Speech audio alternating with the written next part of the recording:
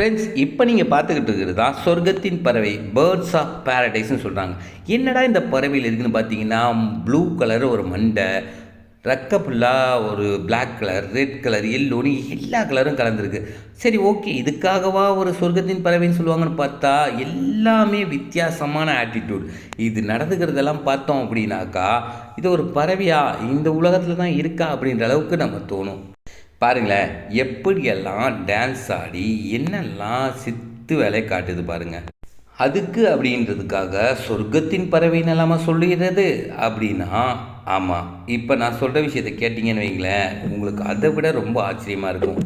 சமீபத்தோட ஆய்வின்படி 45 வகையான பறவைகளில் 37% பறவைகளுக்கு இருட்டில் ஒளிரும் தன்மை உள்ளதான். இதோட இணையை கவர்றதுக்காக நைட்டில் ஒளிருமா. இந்த விஷயம் இப்போ தான் உங்களுக்கு தெரியும்னா மறக்காமல் கமெண்ட் பண்ணுங்க. தேங்க்யூ.